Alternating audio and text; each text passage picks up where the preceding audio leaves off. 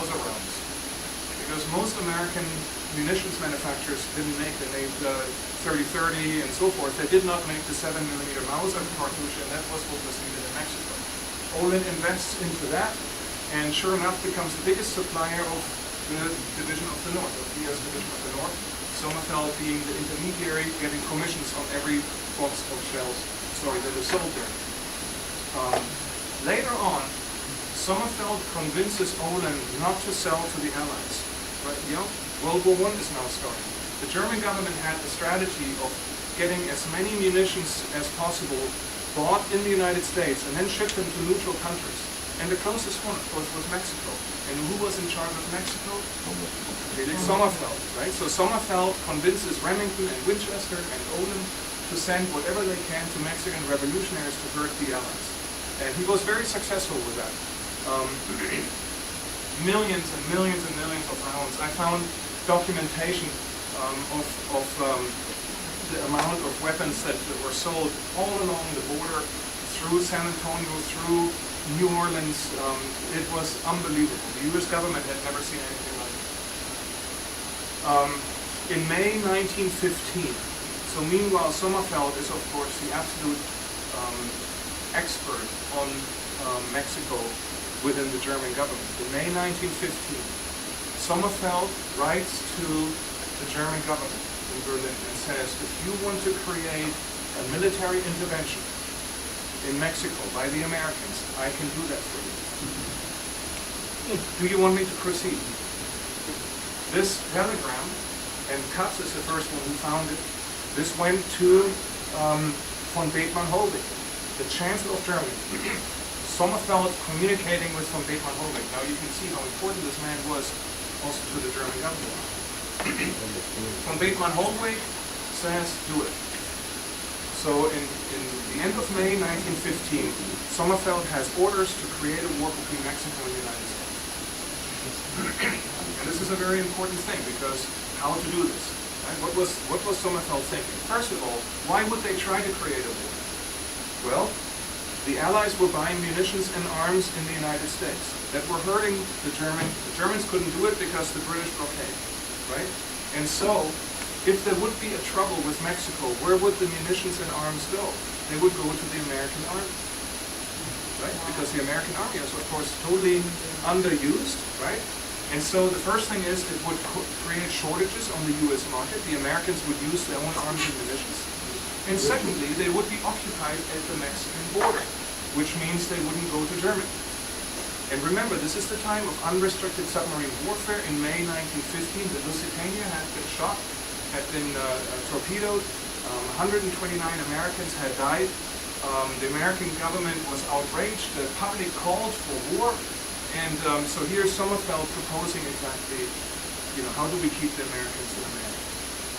The other thing that was important to the German government is, if they could get the Americans occupied at the Mexican border, they could resume unrestricted submarine warfare, because the Americans could not go to them. So that was the plan, how to do it.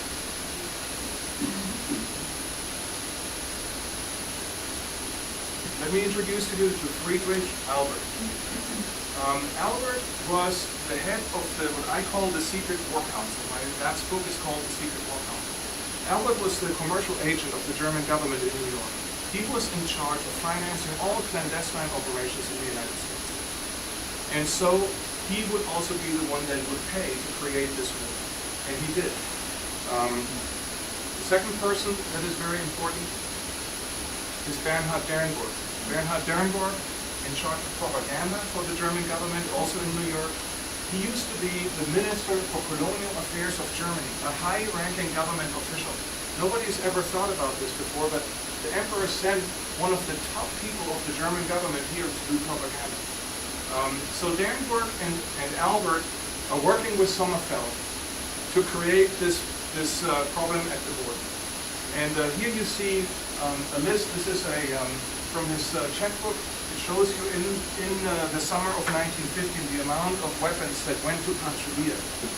Pancho Villa at the same time had lost the battles of Celaya, the Battle of Leon. He was on the run. He was doing the disastrous Sonora campaign. He had no money. Who paid for the weapons and munitions? the German government. Who was his guy? Felix A. Sommerfeld. But to create the military intervention, not much happened. There was trouble at the border, the Plan de San Diego uprisings, that also involved San Antonio. Whether the German government was involved or not, I found some evidence, but not much. Then is the Huerta plot. In February 1915, General Huerta comes to New York and on a pleasure trip, and obviously wants to get back into things in Mexico. A German agent, Franz Rintelen, also in New York, is trying to plot with Huerta to help him get into Mexico. In the end, what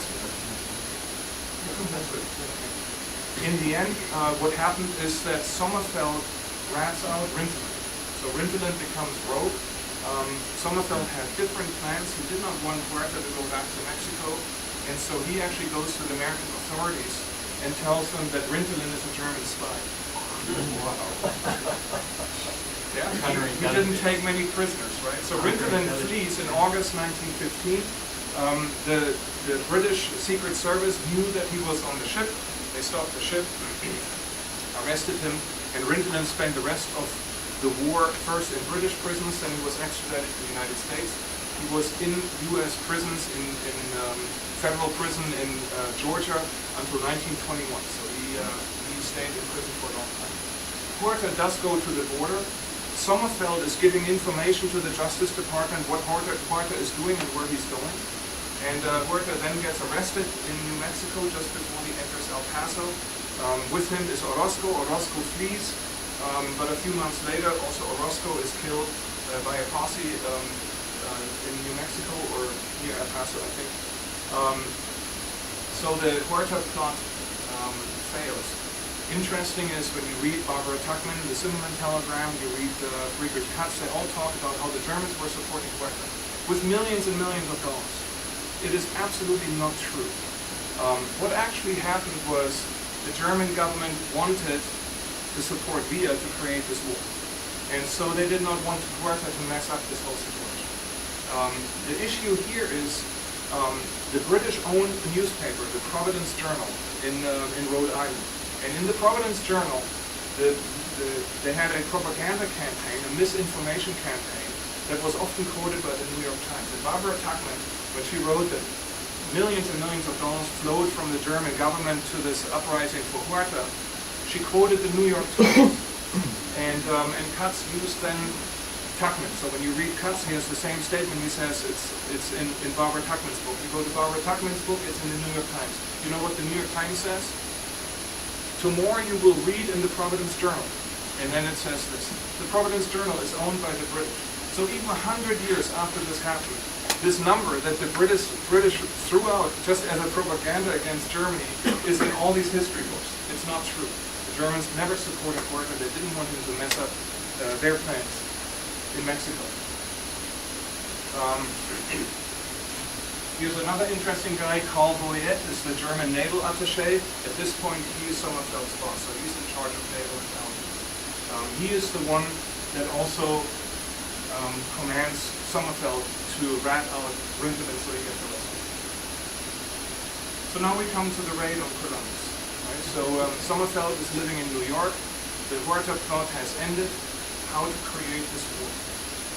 So what happens is that in June 1915, President Wilson is telling the Mexican factions, either you get it together or we're going to do it for you. So unless you find a president that you can all agree on, we will nominate one for you. It's a true story, June 2nd, 1915. So the Mexican factions are working feverishly on finding somebody, a former member of the Madero government, somebody, to Bonilla or whoever it may be, to take the job, because then Wilson would extend diplomatic recognition. Again, diplomatic recognition meant that you could now legally import supplies from the United States. Was a very important thing. This wrangling goes on, and of course Pancho Villa tries very hard to promote his candidates. Manuel Bonilla was his candidate. And who is in charge of promoting this candidate?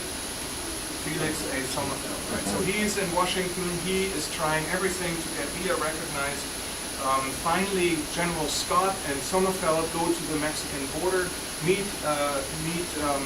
Villa in El Paso, and they tell him in August, they say, look, if you give up properties that you have seized from the Americans, just give them up and show the Americans your goodwill, you will be recognized. Villa does that, even though at that point he's completely bankrupt. But he gives up all this mining property and signs it over and so forth. In October 1915, the Wilson administration surprisingly nominates Carranza. They changed their mind after all this wrangling back and forth. Venustiano Carranza gets diplomatic recognition. Villa is immediately cut off from all supplies. There is a battle in Sonora, Agua Prieta, where Carrancistas are shepherded through the U.S. to join the fight. Villa is defeated horribly. The division of the North is at its end. Villa goes across to Chihuahua, gives a last speech in Ciudad Chihuahua where he basically declares war against the United States. It was very little reported here in the United States, kind of like when Osama bin Laden declared war on the United States, right? You never saw that in the newspaper. But that speech exists, and Katz reported on the speech. Villa then takes to the mountains, and the next thing you hear is that in Santa Isabel, 19 American citizens are taken off the train, murdered, so how does Sommerfeld play into this, right? So what is Sommerfeld's role? In December 1915, Sommerfeld organizes in New York meetings between Felix Diaz, Orozco, and Villegas. And he's creating, with Sherborne Hopkins, he's creating a coalition of these factions, as well as the remaining Huerta factions that are there, to create a national unity party faction that will defeat Carranza. It's very interesting. Nobody's ever written about this. Felix Diaz and Villa signed a contract. And this group sends an emissary to the German government, to Berlin. His name is Gonzalo Enrile.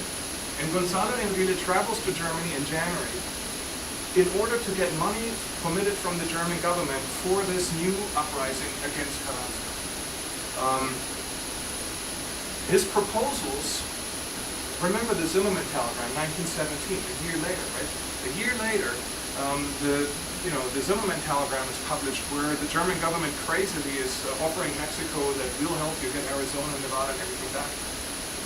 Enrile actually proposed that. He goes to the German government and said, if you send us money and support us with weapons, and we win, we will help, we will ask you to help us get also these states back.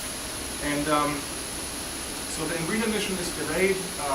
Nothing comes of it because on March 9th, 1916, about 500 Villistas come across the border. They raid the town of Columbus, kill a bunch of citizens there, burn down the city center, and Sommerfeld is gone. The Bureau of Investigation is trying to find him. They took them until May to interview him. So he was seen in Los Angeles in disguise. Who knows what happened, but Sommerfeld got the hell out of there. Why did he get out of there? Because he was behind this plot. He was the one that got Felix Diaz and Villa to make arrangements. And the Columbus attack, in my interpretation, which is in my book about the Mexican role in World War I, in my interpretation, the Columbus raid was the first salvo of a new war. And of course it went horribly wrong. The Villistas were chased across the border. The Pershing expedition happens. Right? The Pershing expedition happens. Here's Camp Columbus after the raid. The entire U.S. military, save for one division defending Washington, D.C., is in Mexico or at the border in the summer of 1916. Remember the German plan, keep the Americans busy. Think about the success. It was unbelievable. The U.S. military in its entirety is in Mexico or at the border. At the same time, of course, clashes start happening between the Carrancistas and the American army, which is great. Pancho Villa wanted that, right? And so a great success. It took Sommerfeld almost a year to create this war. It didn't quite come to a war, but it was very, very close. And in the summer of 1916, by all accounts, the US government had lost its ability to participate in the European Union. And where was the unrestricted submarine warfare? The German government was bickering amongst each other. They couldn't come to a decision. It took them until February 1917 to finally decide to do this war, this unrestricted submarine warfare. By then, the US troops were done in Mexico. They came out of Mexico. They were perfectly equipped. They were trained in combat. They had now the Jennies, they had an air force, they had trucks, they had logistics, they had figured this whole thing. Yes. Yeah. All that was from here. It's amazing, right? So it totally backfired when America finally declared war against Germany. They actually did have a well-equipped and well-trained army, and the results we all know what happened. Okay, so what happened to Sommerfeld? In the Pershing expedition, Sommerfeld still plays a role because he has two spies that are with the expedition, Sam Drebin and Emil Hohendahl. They're both scouts for General Pershing, and he still feeds information to the German government, what's happening there. But later in 1916, he retires. The only statement I hear from him is that he wanted to write a book. And I have combed the face of this earth to find the manuscript of this book. If you ever lay a hand on this book, let me have it. I'd love to read the story as he sees it. 1918, Sommerfeld gets finally arrested.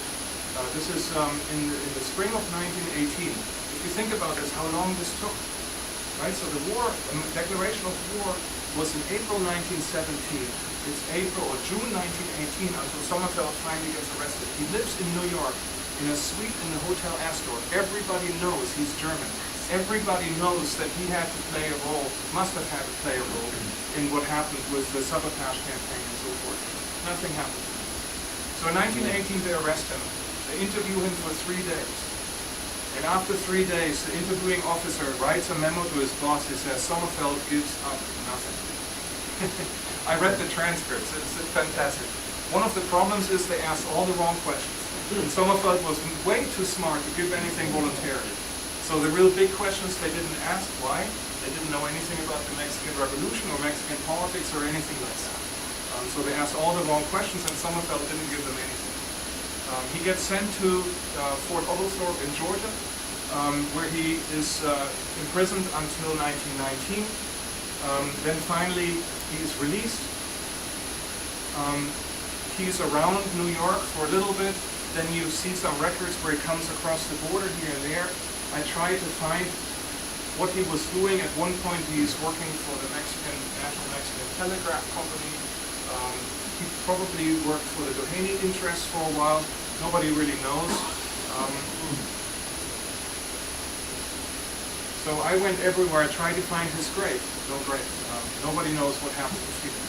The last record I have of Felix Sommerfeld is this record, 1942. Meanwhile, he's 63 years old. He's joining the U.S. Army. You're laughing, but think about this. In 1942, his brother in Germany, they were Jewish, right? His brother in Germany was murdered by the Gestapo in 1942. So he joins the U.S. Army, and for years I have looked at this thing and I've been like, okay, so you see a new, Broadway, New York City. By the way, that's not a residence, that's an office building. Why did he give that address? And unemployed, retired minor banker. He works, his last job was for New York Life Insurance Company. And I never looked at the back of the card. It took me 2 years until finally I turned the card around. And what does it say? Where is he registering for the Army?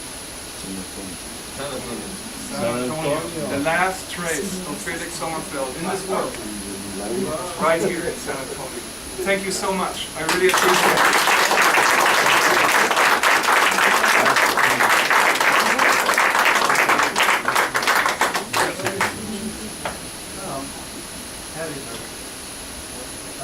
Absolutely. Thank you.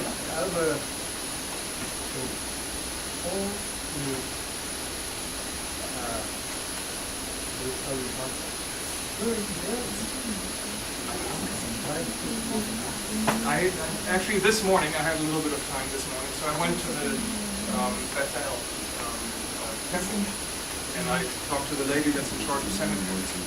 I would think that somebody probably checked there before, but you never know, you know. So, but she wasn't there, so I don't know what happened. I read a letter that he, you know, remember Sherborne Hopkins? Sommerfeld actually had contact with Sherborne Hopkins. Hopkins died in 1933. I tried to get to his papers, they're lost. His family now lives in England. They have no idea where they went. Hopkins probably had the manuscript of the book too. 1933, Sommerfeld is, there's a journalist in Los Angeles who was trying to find out what happened to Ambrose Bierce. Do you remember Ambrose Bierce? American writer. He went to the Battle of Okinaga and he was never seen afterwards. Sommerfeld was actually asked by the US government at the time to try to find out what happened to him. And Sommerfeld tracked him not to Okinaga, but he tracked him south, and but lost his trail because he was working for the Villistas, and as soon as he got into Carrancista territory, he couldn't research anymore. So that's what he wrote to General Scott at the time. So in the 1930s, a journalist in Los Angeles was trying to find out what happened to Ambrose Bierce, and he came upon an executed Sommerfeld. He writes to Sherborne Hopkins and says, "Do you know where he lives?" Hopkins says, "Yeah, he lives in Berlin." And so he's in Berlin. And he writes a letter to Sommerfeld, and Sommerfeld answers him and says, "Hey, here is the file that I sent to, the letter that I sent to Scott at the time, that's all I know. But you can reach me anytime. Write to Calle blah blah blah, Mexico City, care of Sada Madero." Oh, I don't know what it is. But, you know, it's just a mysterious thing. You know. Did he ever marry? Did he have any family? Never married, never had children. His brother Julius in Chicago was married and had children. I contacted that family, they never heard of Uncle Felix. So, no luck there. Any possibility of Cuba? Because Cuba was a very good link to America. Yep. And it would be good to population there with Yeah. well, before like Batista. Yeah. Very possible. And Batista was like, maybe they get the service of Sommerfeld in the White, because that was very Sure. It's possible. I think that there's one other thought that I have. I told you about Federico Stalfort, and I did find Stalfort's family, and I got Federico Stalfort's entire papers. So I looked through his papers. And Federico Stalfort lived in Berlin at the same time that Sommerfeld lived in Berlin. Both of them lived in the Hotel Bristol in Berlin. So they worked together. Both of them were German secret agents. In 1942, when Sommerfeld joins the army, Federico Stalfort joins the OSS. And so my thinking is, because the OSS personal records are not released yet, it's 100 years. But I found the code book and everything from Stalfort. I know Stalfort worked for the OSS. If they both joined the OSS in 1942, it's entirely possible that he was working on defeating Germany. Stalfort lived until 1960, and that Sommerfeld really changed his name. And who knows how he ended up? It's probably in the OSS records. So I'll be an old man by the time we find out that. You know, we have studied Mexican version through here, this little group of retakes, you know, and yeah, we can't go back to Mexico. We're all registered as Indian, especially in Catholic.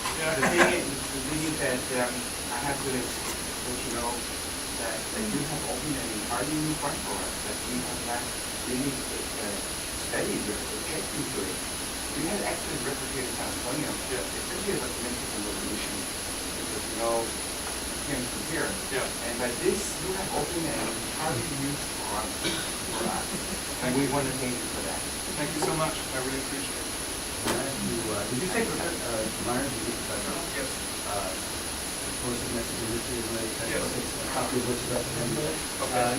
Much of what you say, that's sort of standard Mexican history that I'm into. Yeah. You're sort of metaphorically disconnecting us from it, thereby scanning it. What you're saying overturns a lot of. It does. And you know, I mean, history is not static, right? History. Are you a lone voice in this, by the way? Well, this is, you know, I'm an independent researcher, and as such, I have the disadvantage of not being part of the group, right? And so sometimes I have people that say, oh, you know, but on the other hand, I'm also not bound financially by any grants or any opinion or anything. I do my own research.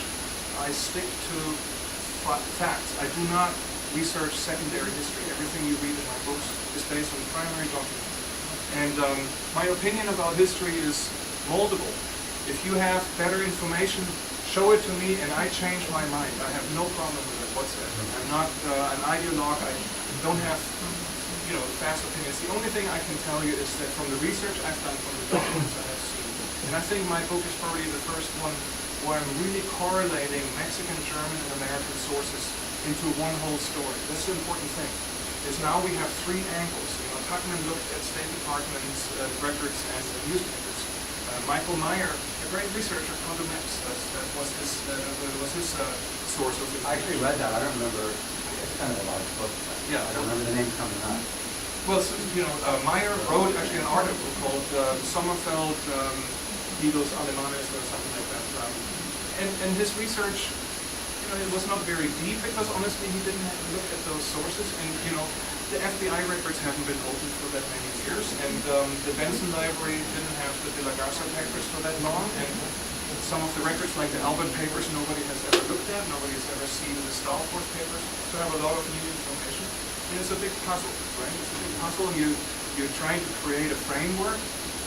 That, of course, can be overturned with better facts, but I have, you know, created my own framework, and every piece of information that I get, I try to fit into that framework. And if it doesn't fit, then the framework's wrong, and you have to go back to the drawing board, which happened many times in writing these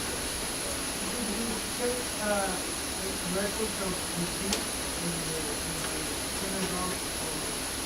Not here, but I got her email. I will do that. My next step. If he was involved with Madero used to have a house here.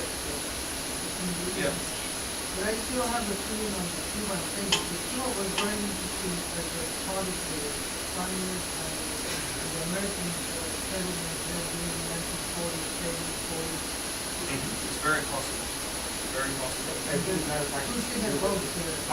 He was not practicing. I don't know. I don't know. I mean, I don't have any records pro or con. You know, he didn't have any relationships. I don't have any record that says he ever visited a temple.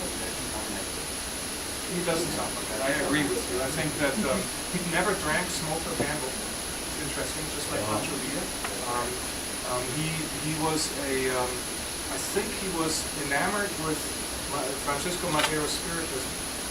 I think you heard a speech by Catherine Mayo, CMA.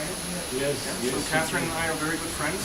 She actually took her book from the printer, from the publisher, and rewrote it after she read my book. And so you will see a lot of references to my book. Yeah, she was, but we're very good friends, and she owns another whole front in the Mexican Revolution. And interestingly, Sommerfeld he admired Madero, he admired Sarah Madero, and I think he was part of seances and so forth. So I think that there was a spiritism aspect to that. I invited Catherine May